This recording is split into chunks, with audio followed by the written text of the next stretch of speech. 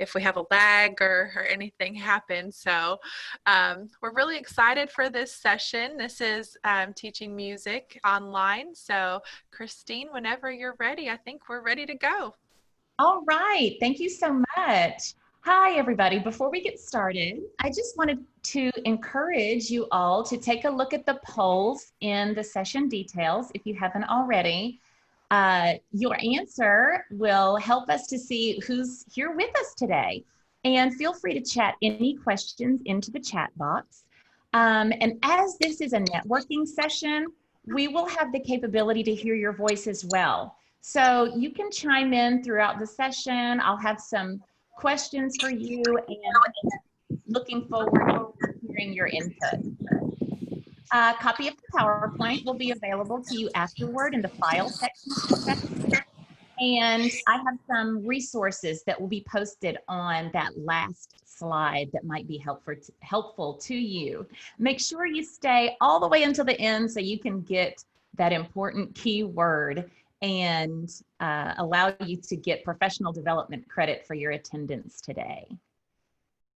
All right. Just a few reminders about checking out the polls, chatting your questions, chiming in, and having a look for that PowerPoint. So I'll just take a minute to introduce myself quickly as your host. My name is Christine Hughes, and I'm a music specialist with Bartlett City Schools District in Bartlett. There's a music one. You listen to it? I teach general music to pre-K through fifth graders at elementary school in Bartlett, Tennessee. This is an arts integration elementary school, and I'd be happy to talk to you a little more about what arts integration is if you have a question about that later. I've done quite a bit of presenting within my district and statewide at various conferences on teaching music to students on the autism spectrum, and I've authored pieces on arts integration and inclusive practices for arts educators. So let's get into today's session. How do we teach music online? We'll be discussing the challenges of teaching music online in the coming school year and beyond, what changes we can make in our delivery that'll help us bring high quality music instruction to at-home learners, which tools might help us in our endeavors to keep music instruction effective and connective when learning is asynchronous. And finally, at the end, I'd love to share success stories that might inspire feelings of positivity and efficacy in all of us as we move forward into this brave new world. So let's just rip the curtain away from our fears and talk about some of our biggest concerns. The slide, I don't know if you guys got to see this video that was kind of going around Facebook with the music teacher whose ode to teaching in the pandemic was that she played this really cute little song on her ukulele and then she just screamed, "Ah!" I think a lot of us probably felt like that. Imagining the possibilities or the prospect of what we would be charged to do in this coming year. What are some of your fears about teaching music online, or what skills you will need to invent or develop very quickly? Let us know what some of your concerns are if you want to chime in. People are kind of like just listening right now. That's okay. I've got some challenges that my music K through 5 colleagues expressed to me about teaching online. I'm not a tech person. Teaching online and in person is going to double my workload this year. Teaching online is just so different from teaching in person. It is a completely different skill set. And I don't know how to assess online learning. as music teachers, whether you are like me at the elementary level, or if you are teaching ensembles, band or choir in middle or high school, your skill set is probably very deeply rooted in giving immediate feedback in an authentic performing situation. But music online, I used that word before, asynchronous. If your learners are learning material in different locations and at different times, we're missing that in-person piece that really changes what we're charged to do. So let's go ahead and talk about the changes. Use an LMS or learning management system or tech platform that will be familiar and accessible to all students. Now, my team, which is music K through 5 in my district, has been using an online resource called quavermusic.com. It's a curriculum with lots of fun games, activities, and built-in assessments, which are great. We're used to it, and our students are used to it. So we thought we'd just stay in our lane and continue on using Quaver. At least we had some familiarity with this virtual platform. But our district let us know that they wanted us to use a learning management system called Curve. And Music K5 was like, well, what about Quaver? That's the thing that we already know. We really don't want to change. And it made people have some feelings of panic about how are we going to switch? But the great thing about a quality LMS is that you can embed links to other websites into it. So our students will be able to log into Curve, this district-wide learning management system, which the district wants, and go to their music class, and from that point, access their student account in Quaver, which is what we're comfortable with using. So see what I'm saying? If you have, it doesn't have to be Quaver, but if you have something that you like to use or something that feels more artistic or user-friendly for you, you can still embed links in LMSs like Google Classroom or some of the other ones that are out there. So there are a lot of great online resources. Do you guys have something that you love that's tried and true, or something new that your district or your school or your team want to use that you're excited to try? Let us know if there's something that you want to share that the rest of us can benefit from. And feel free to unmute yourself if you would like to speak. We did have a comment in the chat from Stephen that said teaching online limits not just hands-on, but also some students might not have access to the content. So that's a great point there as well. Yes, that is so true. That is a big concern. And we're going to talk about tools and resources a little bit later.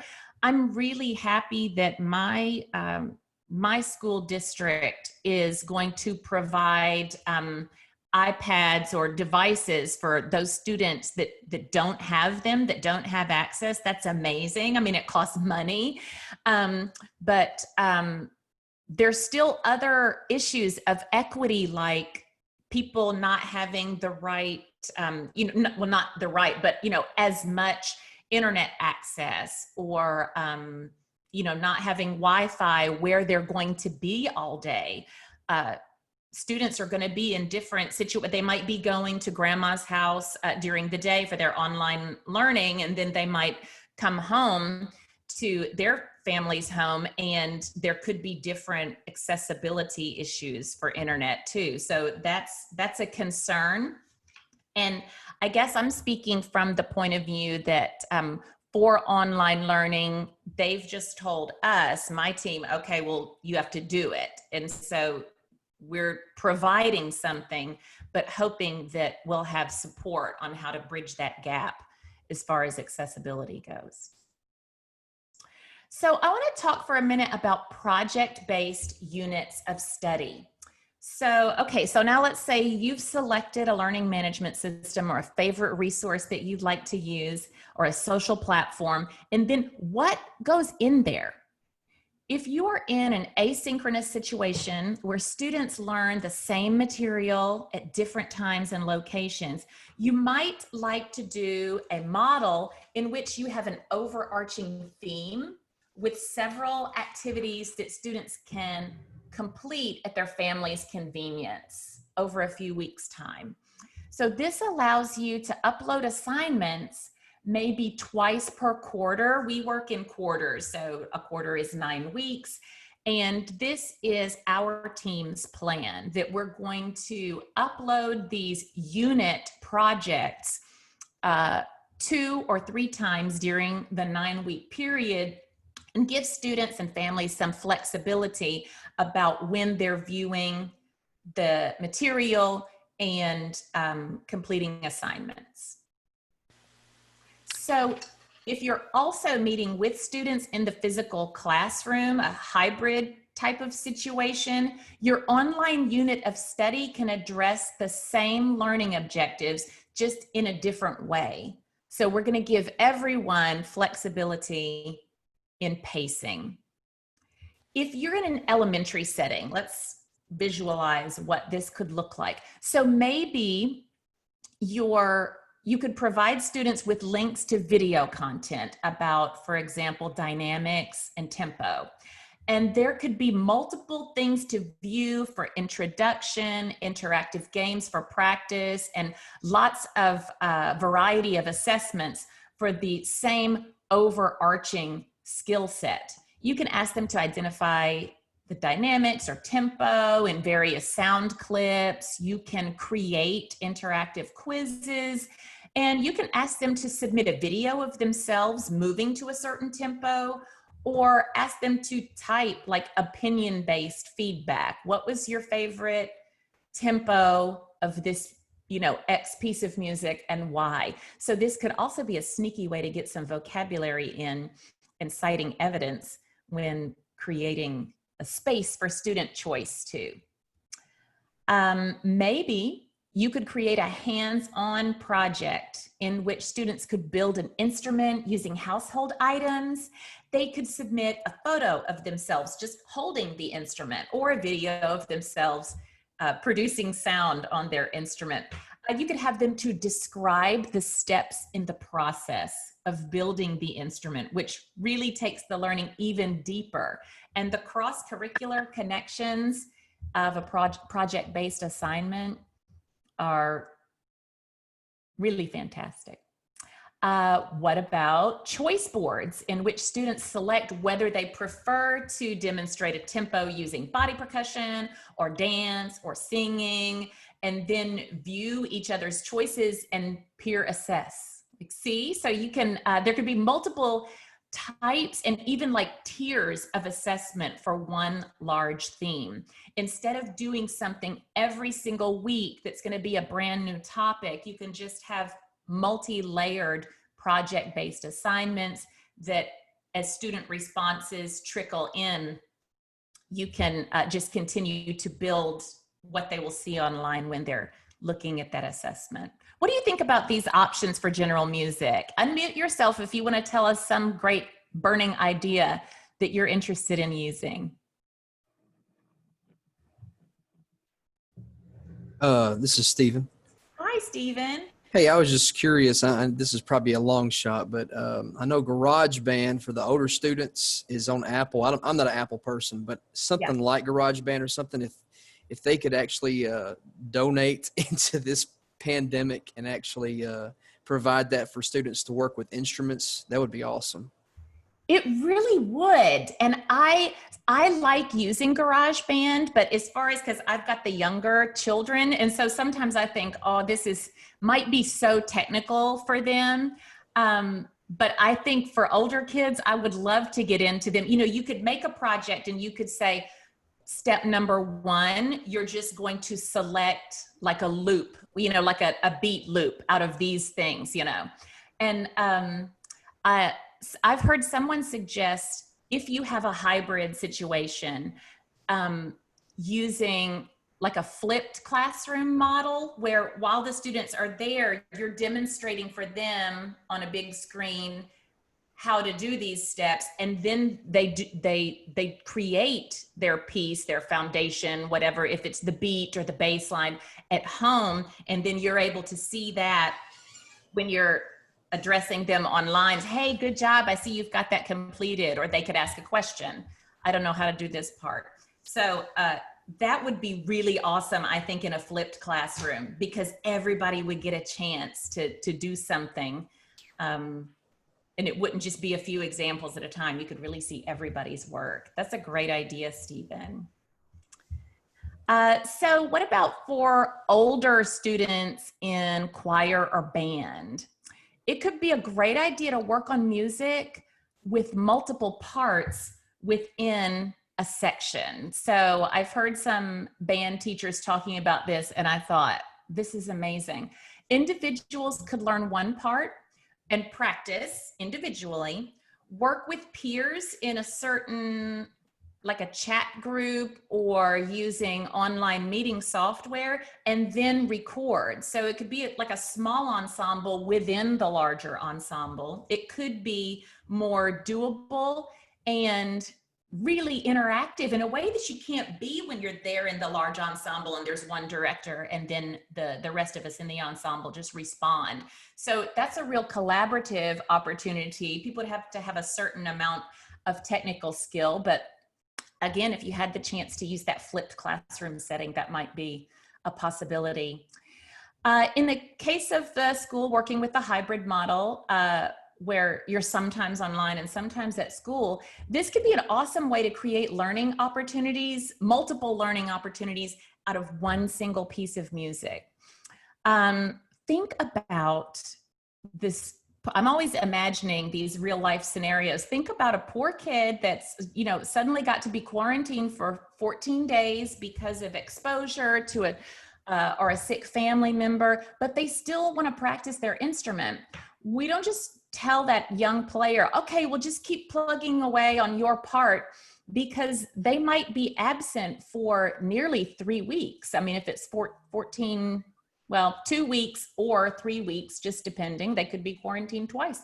And that would be so boring for this, you know, Sally on clarinet number 3, to practice the same part for all this time, especially if it's really repetitive, like G, G, G, G, G, G, G, G, you know, like that's simply not going to be stimulating enough for that young player. So learning multiple parts can extend the learning and be a really fun way to put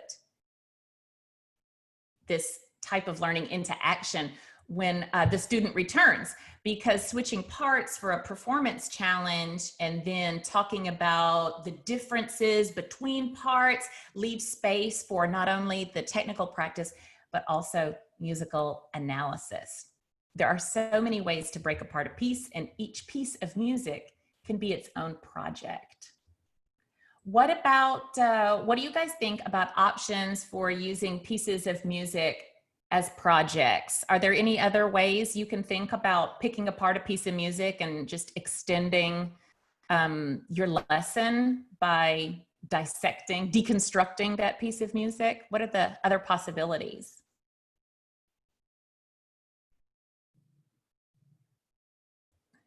There could be a lot, and I hope that your wheels are turning. So students will self-pace and self-direct. This is a positive. No, we might think, will they self-pace? Will they self-direct? The opportunity is there.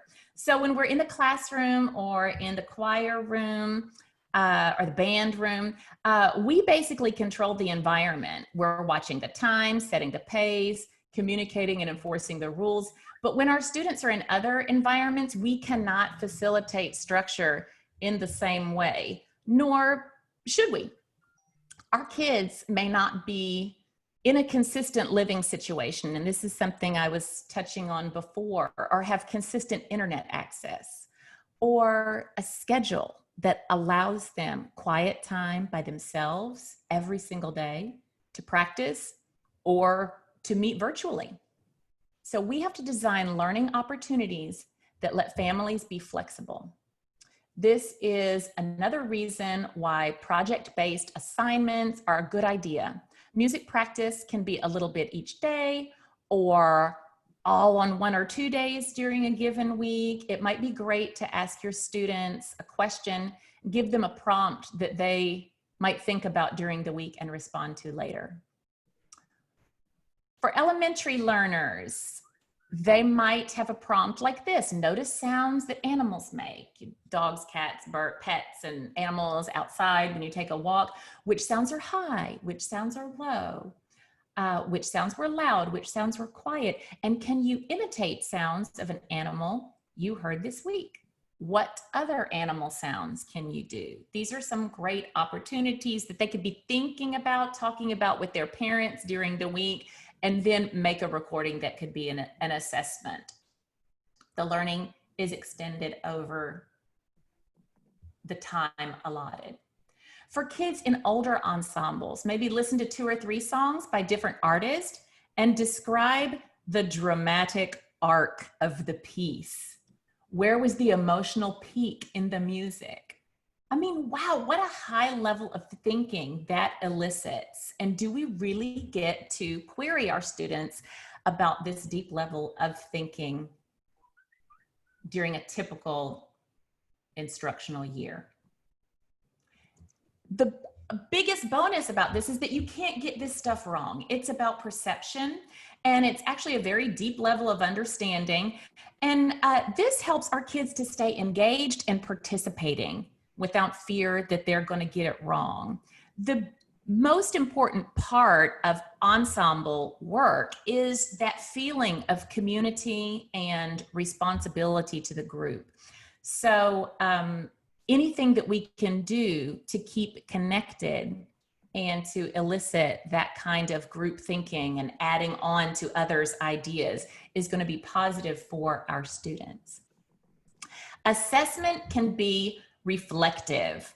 So how many times as music instructors do we just give corrections? Use more air, watch your posture, dynamics, please.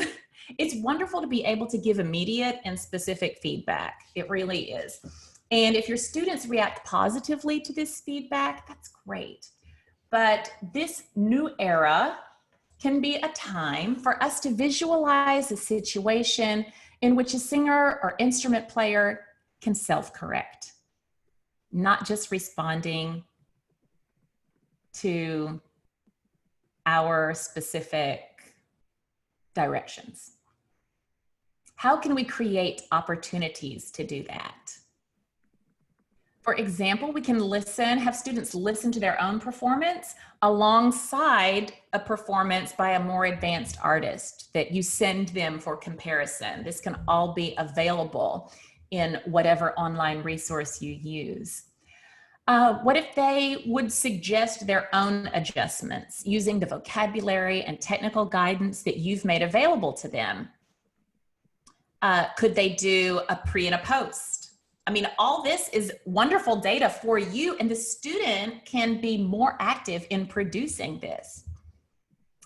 Another great idea that I heard a choir director give for older students was to consider peer mentorship. Can we set up a situation where upperclassmen can work with beginners, critiquing but also encouraging their performance? So what might this look like for middle or high school musicians? I'm thinking about a social learning platform in which players leave recordings of themselves, and then, you know, maybe there's a video response. They could respond also with text or even just emojis.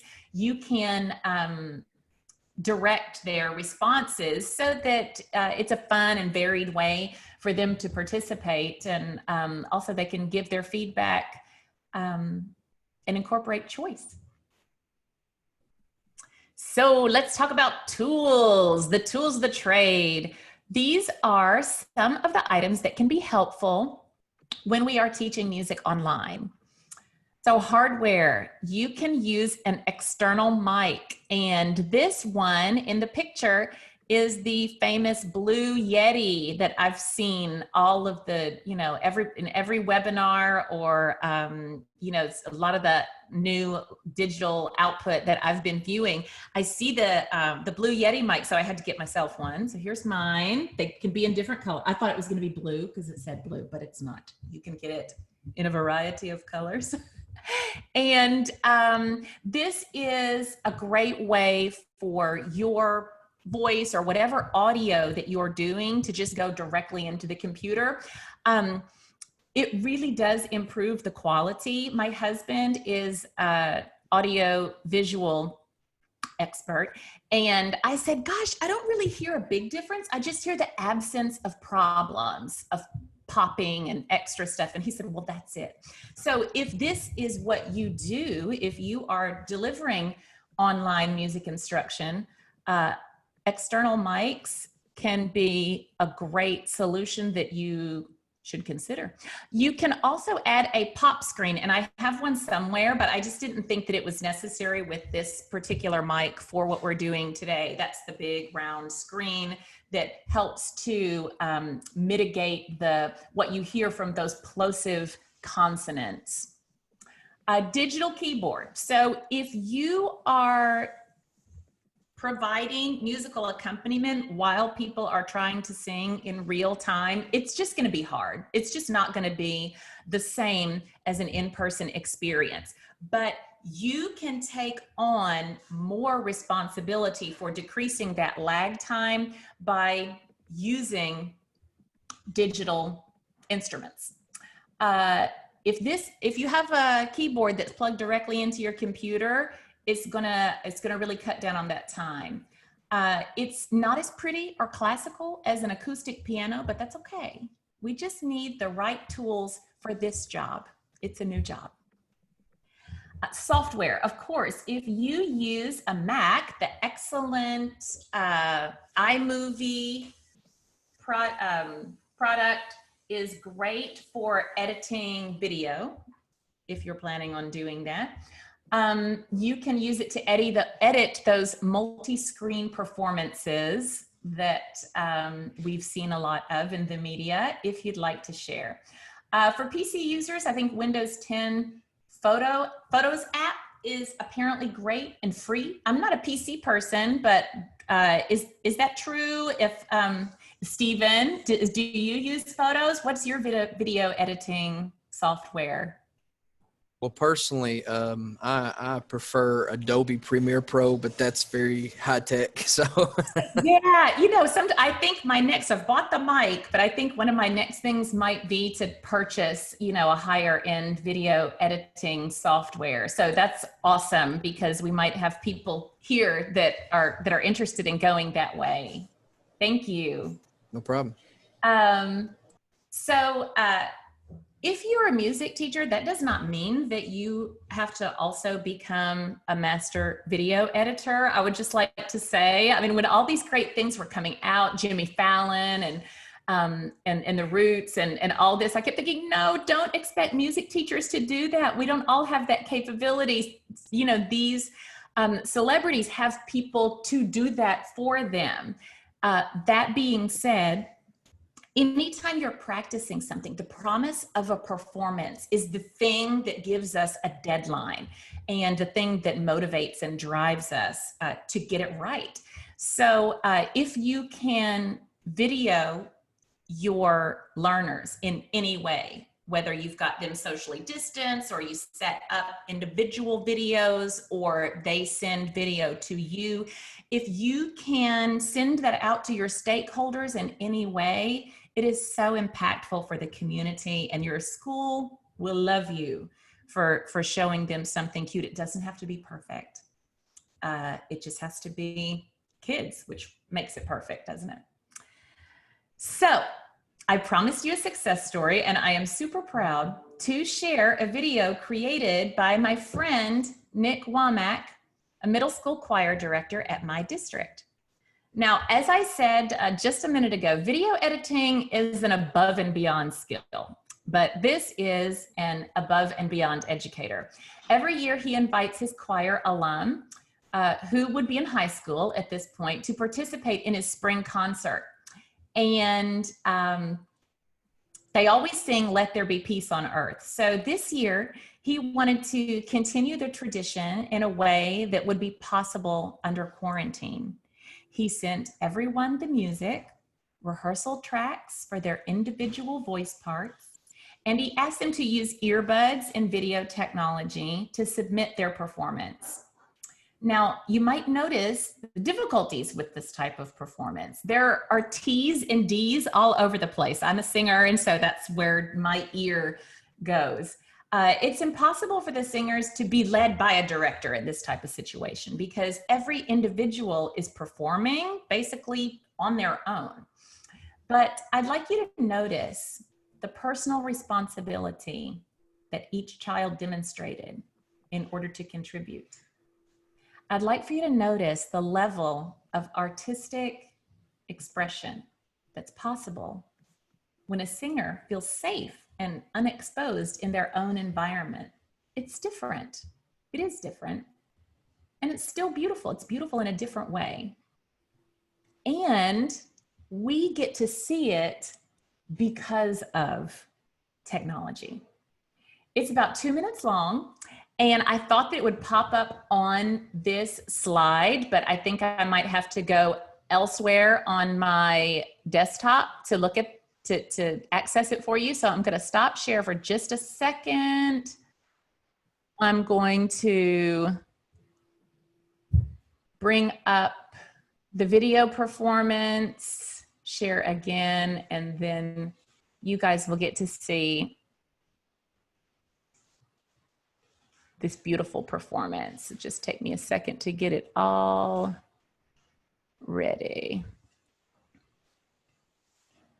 Did this to make my screen big, I think. Here we go. I can just make it bigger like this. Okay, I'm gonna go back to share screen. And here we go. Like I said, it's about 2 minutes long. And I hope you enjoy.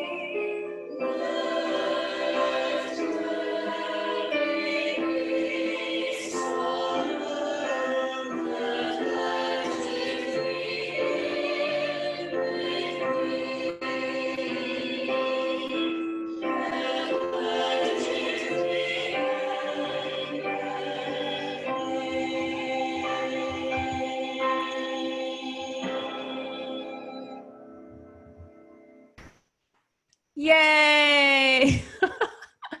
I'm like tearing up, and I've seen it several times, but oh, that is so sweet. I hope that you guys enjoyed that. My son in the background is laughing at me. Of course you're tearing up, Mommy. That's what you do. I'm going to go back to sharing my screen so that I can just let you see the resource slide that I have available here. And again, that will be posted on the CTE website under the resources that, files, that's what I meant. It's under files. So what about you guys? What are your thoughts? Is there anything that you think should be added to this conversation? You can go ahead and unmute yourself and just pop in.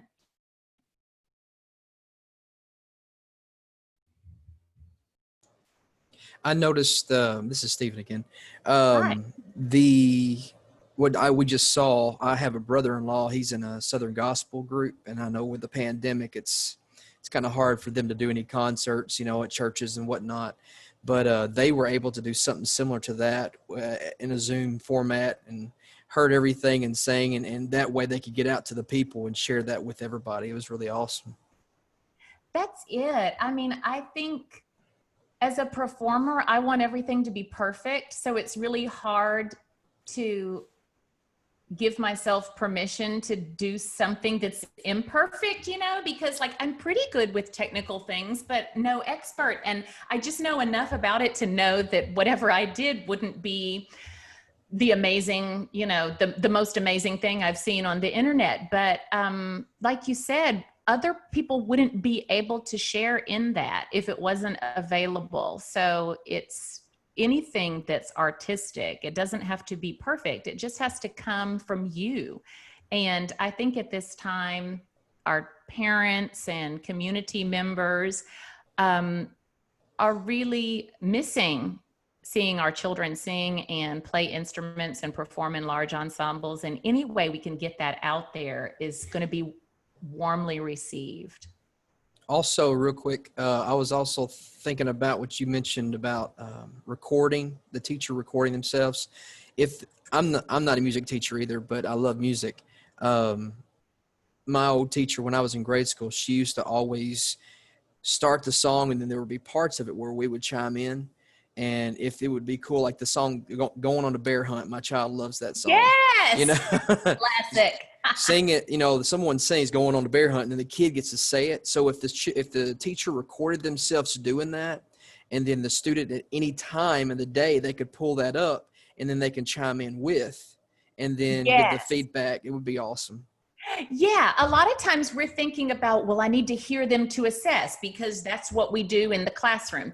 But assessment, I think now for me, especially for the first 9 weeks of school, is going to be just, did they participate? So like you said, if I make something that offers them a place to respond, that's great. Using call and response, that is more possible if you're doing something in a Zoom meeting or any kind of, social, live meeting platform. But you can also just create the video and give them the space to do their response.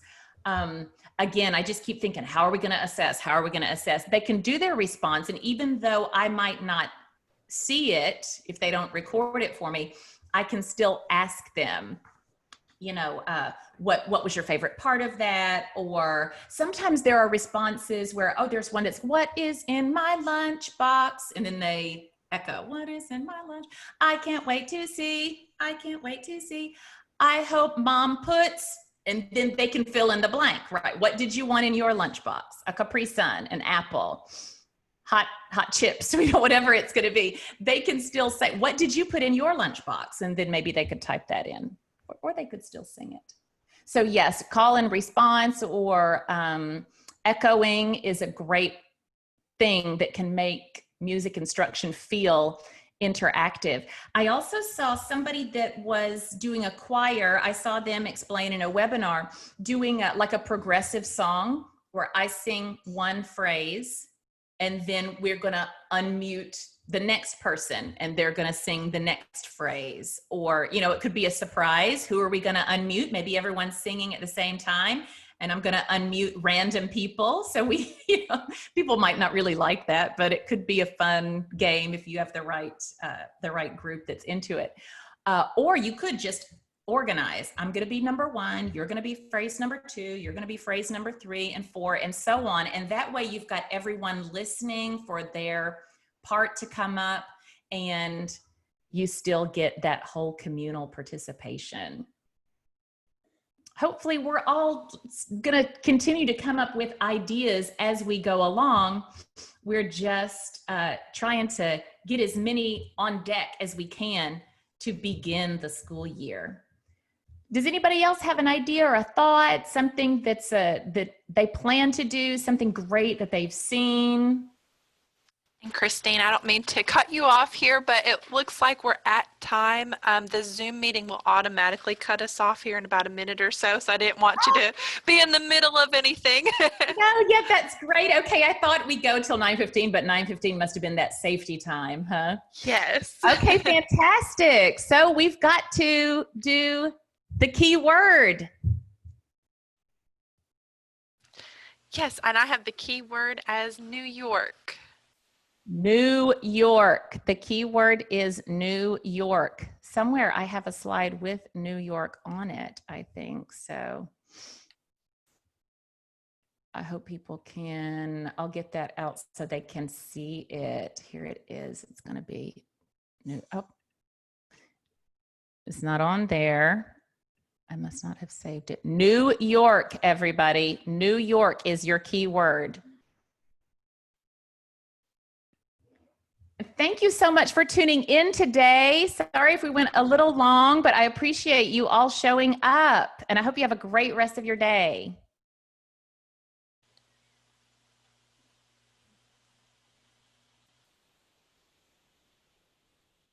Thank you so much.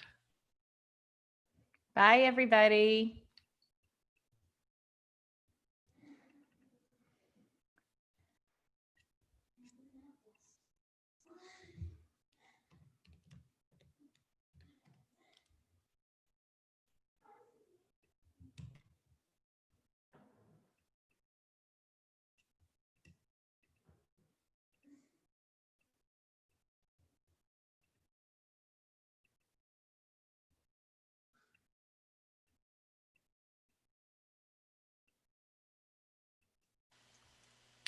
And whenever you're ready, Christine, if you want to hit the end meeting down at the bottom, that'll close this out for us. And then if I want to look at the chat, let's see, I didn't look at the chat the whole time. If I want to do it, do I have a chance to do that now? Yes, if the chat is actually in the main website part where you join the meeting, so it'll have that to the side. And there was a few comments and questions we didn't quite get to, but they're in there. Well, this would be good for my for the next meeting. I thought it was, oh yeah, okay. So I thought that there was like a 10-minute safety, so that we had like but anyway. Yes, and I apologize. I have that it was supposed to end at 9:30 to 10, so I could be on the wrong page. So I apologize if I am. It was like 8:30 to 9:15, so I thought it was like 30 minutes of content and then like 15 or so minutes for questions. So I thought, oh, I went a little bit over, but the people weren't really super active. So, you know, as far as jumping in and unmuting themselves. So I thought, well, okay, if we have less time for questions, that's okay.